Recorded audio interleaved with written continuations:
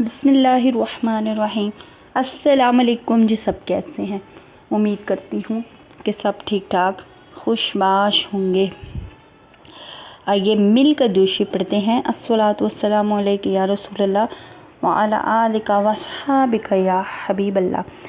آج کا جو واقعہ بہت دلچسپ واقعہ ہے، بہت زبردست واقعہ ہے ماشاءاللہ۔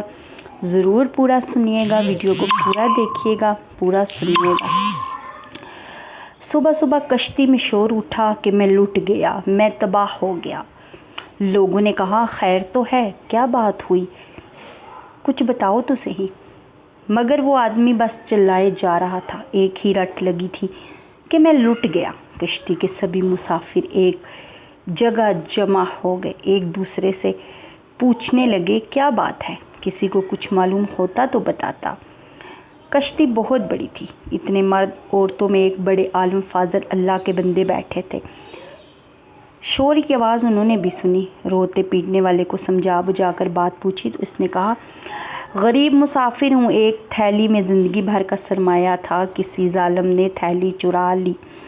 سب کو یہ سن کر افسوس ہوا۔ پوچھنے والے نے یہ پوچھا کہ کتنا مال تھا تھیلی میں؟ اس نے بتایا 1000 اشرفیاں۔ 1000 اشرفی بہت بڑی رقم تھی۔ جس نے سنا افسوس ہوا۔ کچھ لوگ مل کر مشورہ کرنے لگے، کشتی کے مالک کو بلایا، سارا ماجرا کہہ کر سنایا۔ اس نے کہا کہ تھیلی کشتی میں ہے تو پتہ چل جائے گا، سب مسافروں کی تلاشی لیتا ہوں۔ آنا فانا یہ خبر کشتی میں پھیل گئی۔ جہاز میں مرد، بوڑھے، عورتیں اور بچے بھی تھے۔ کڑی نگرانی میں تمام مسافروں کی تلاشی ہوئی مگر کسی کے پاس سے گمشدہ تھیلی نہ نکلی۔ اب لوگ اس شخص پر الٹ پڑے، طرح طرح کی باتیں ہوئی۔ ہوتے ہوتے سب کو یقین ہوا یہ جھوٹا ہے، جھوٹے پر اللہ تعالیٰ کی لعنت۔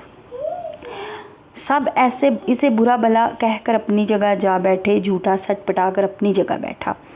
جب تک سفر جاری رہا مسافر اسے پھٹکارتے رہے۔ اصل میں ہوا یہ تھا، جب سفر شروع ہوا تو یہ جھوٹا پھرتا پھراتا کشتی میں گشت کرتا اس عالم فاضل اللہ کے بندے کے پاس بھی آ پہنچا۔ ان کے پاس اٹھنے بیٹھنے سے معلوم ہوا کہ اللہ تعالیٰ کے نیک بندے کے پاس ایک تھیلی ہے جس میں 1000 اشرفیاں ہیں۔ اب اس فریبی کو ہر لمحہ یہ فکر کھانے لگی کہ یہ کسی طرح میں تھیلی لے لوں۔ جب کوئی تدبیر نہ بن پائی تو اس نے یہ کھیل شروع کیا کہ سب شریف لوگ پریشان ہو گئے۔ تمام مسافروں کو تلاشی دینا پڑی۔ تلاشی ان عالم کی بھی ہوئی لیکن کسی کے پاس وہ تھیلی نہ نکلی۔ جب دریا کا سفر ختم ہوا، کشتی کنارے لگی، تمام مسافر اترے تو جھوٹے نے علیحدگی میں اللہ کے بندے سے پوچھا کہ آپ نے مجھ سے جھوٹ کہا تھا کہ آپ کے پاس 1000 اشرفیاں؟ انہوں نے کہا نہیں، میں نے جھوٹ نہیں کہا، میرے پاس واقعی 1000 اشرفیاں تھیں۔